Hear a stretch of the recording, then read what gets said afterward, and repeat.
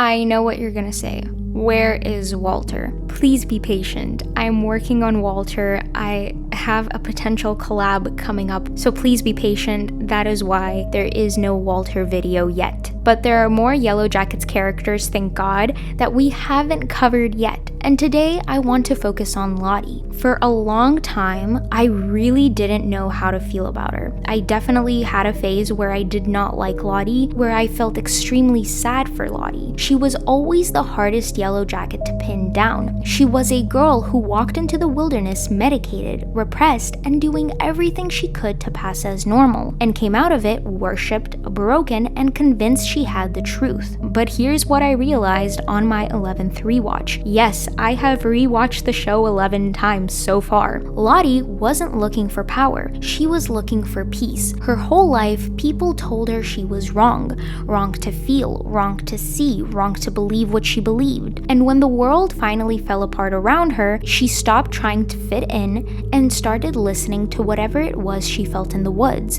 Whether it was real or not, it made her feel less alone. And sometimes that's all it takes. Now, before we jump in, I want to give a huge thank you to Angry Targaryen on Reddit and Natalie Scatorcio Apologist on Tumblr for helping me understand Lottie in a way I hadn't before. I'll link them down below if you want to check them out, and I highly recommend you do. Now, of course, this is if you want to do it, and if you don't want to do it, don't. But if you enjoy this type of content, theories, breakdowns, deep dives, and just overthinking TV shows, I would greatly appreciate the support. If you could like, comment, subscribe, and share this video, it would mean a lot. You guys know the spiel. You truly do by now, but it really does help the channel grow. Now, with that being said, let's talk about the girl who was called crazy, called a prophet, and called back into the darkness. Let's talk about Charlotte Lottie Matthews.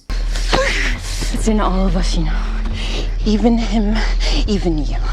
Before the plane crash, Lottie was by all appearances just another normal teenage girl from an extremely wealthy family. The kind of girl you see on the sidelines and think she had it all together. But she didn't. She was hallucinating, she was medicated, and she was scared. As a kid, Lottie had what looked like precognitive episodes. She screamed before a car crash happened in front of her family.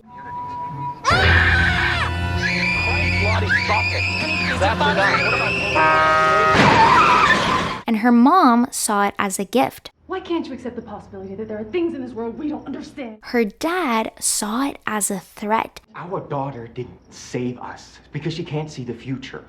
Lottie is sick and we are taking her to a psychiatrist. That's the end of it. And because he had the money and the power, he won. That's pretty much his only form of parenting.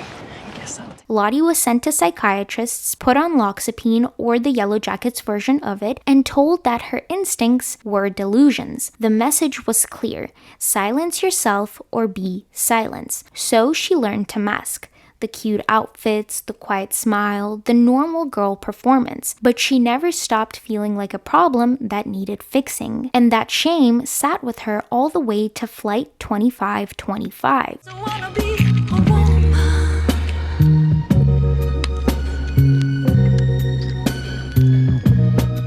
When the plane crashes and her meds run out, Lottie unravels, or wakes up, depends on how you see it. She starts having visions, blood, antlers, fire.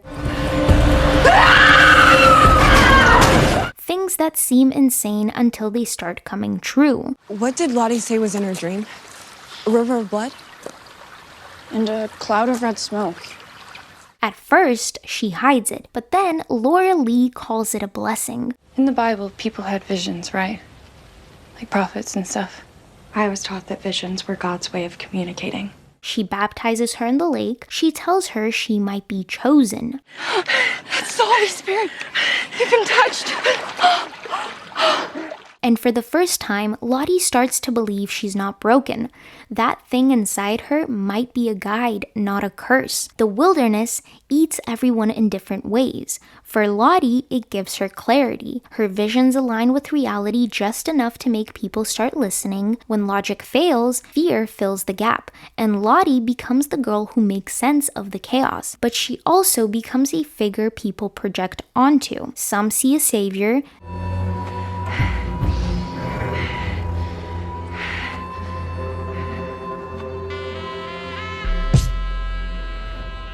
Some see a threat. No, I did not thank the dirt for bringing us a brain-dead bear.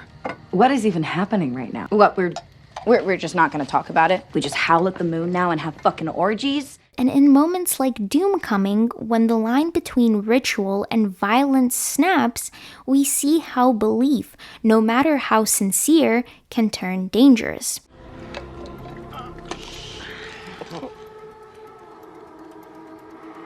You know what to do.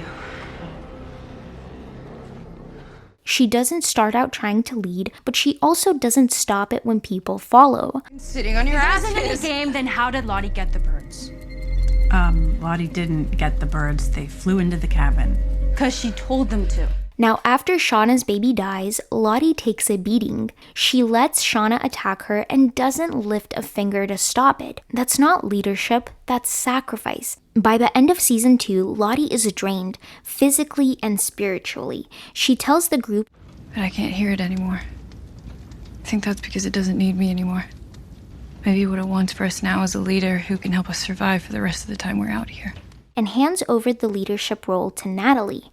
It's not defeat, it's surrender. The most important word here is that she believes the wilderness no longer needs her. That's how much faith she has, not just in the supernatural, but in the group, in the system she helped build. Whether she was a prophet, a shaman, or a girl losing control of her own mind, one thing is clear. Lottie never wanted to lead. She just wanted to survive. And in trying to make sense of the chaos around her, she became something the group both relied on and feared. And then the cabin burns down. In the aftermath of the fire, the Yellowjackets are forced to rebuild. But something's changed for Lottie. She still believes in the wilderness, but she believes it stopped speaking to her. You heard it. You're connecting with it. We have to keep going. Lottie, I don't know. Shouldn't we help find Mari? We all want Mari home. But this thing that you're tapping into is so much bigger than any one of us. So she tries to find a new conduit, Travis. Can you feel anything? I feel everything. And nothing. She starts giving him tea laced with mushrooms. It helps him feel connected, but it also brings hallucinations. Eventually, Travis lashes out, disturbed by what the drugs are doing to him. No! What are you doing, Lottie? Travis, stop! Travis, stop! Travis! He tells Lottie that the wilderness doesn't want him, that it's closer to someone else now, someone like Aquila, who's formed a strange bond with the animals around camp. Lottie takes this seriously and approaches Aquila and offers her the mushroom tea. Aquila rejects her, but then Aquila has a vision of her own. She takes Aquila and Travis back to the cave to seek clarity. There, Aquila has another vision. I was on a cliff, and I couldn't see anything below me. I saw something in front of me. So I stepped out and it was Coach Scott. They race back to the camp just in time to stop the others from killing him. For Lottie, that vision is proof that she's not useless, that the wilderness isn't done with her yet, that maybe, just maybe, it still has a plan. Whether you see a girl losing her grip or a clairvoyant waking up, Lottie's journey in the woods is about more than power. It's about belief and the terrifying things people will do when they think they've been chosen.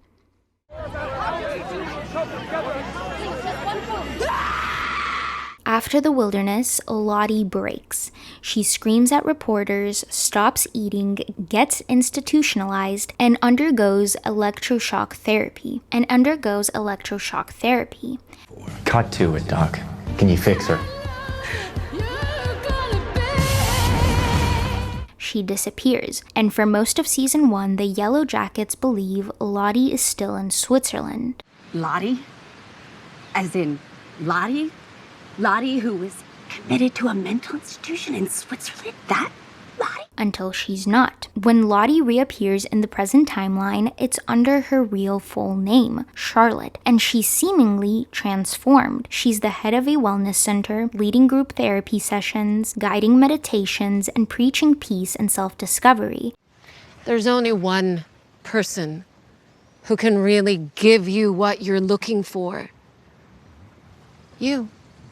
But under the caftans, crystals, and calm voice, it's clear something unresolved is still pulling at her. I started having visions again for the first time in decades. And it keeps happening, and it needs to stop.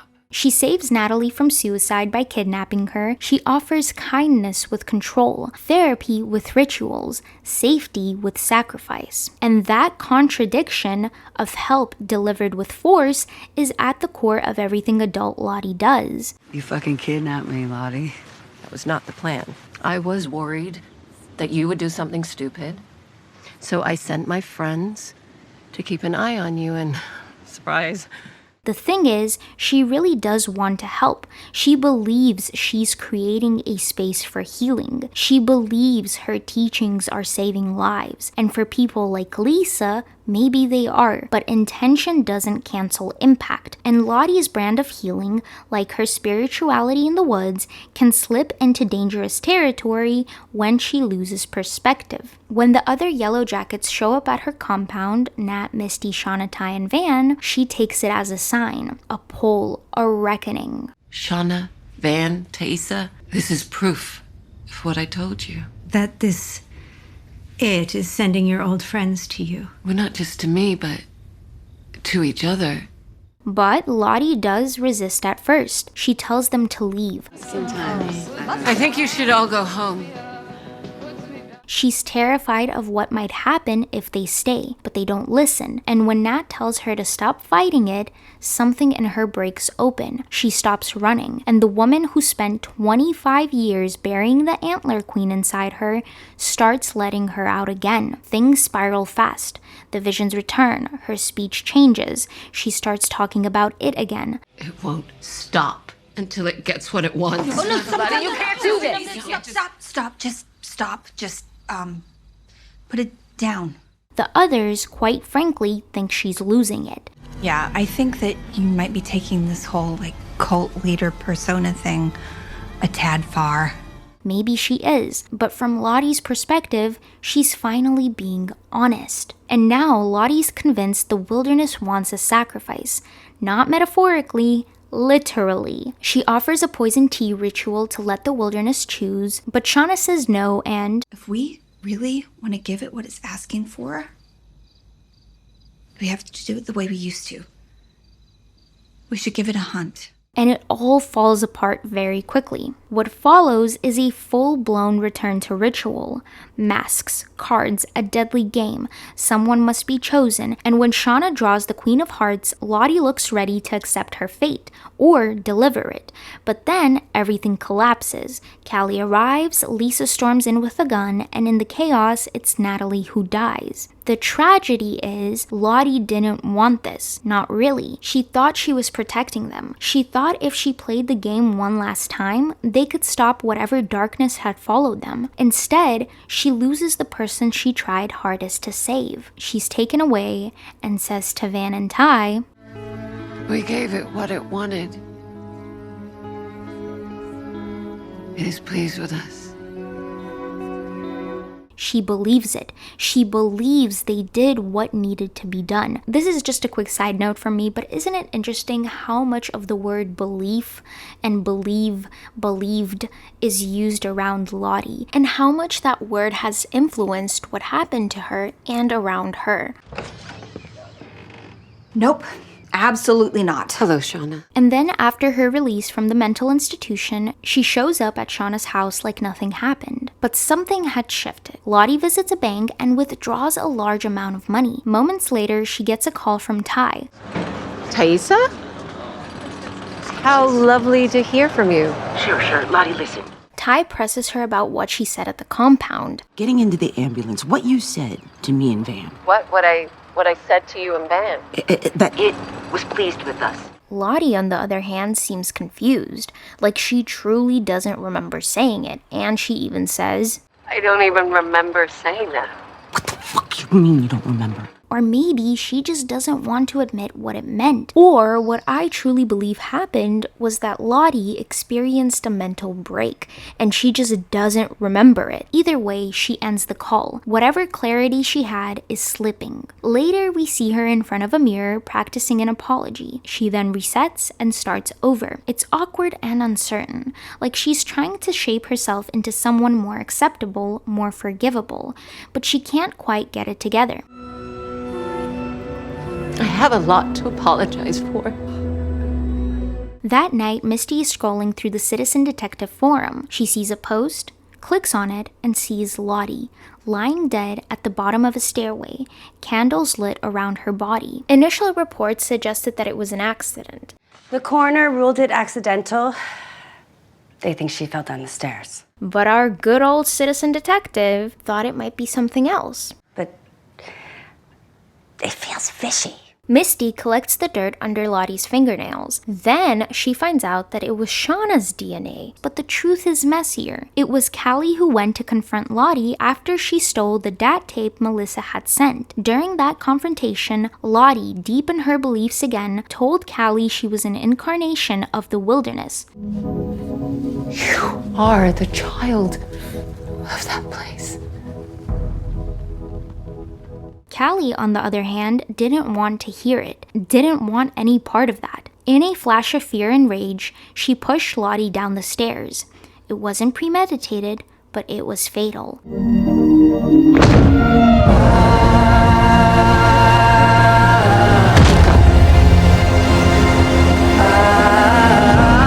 And that's where Lottie's story ends. Not in fire, not in a ritual, but on a staircase, still trying to atone, still believing in something greater, still hoping it meant something.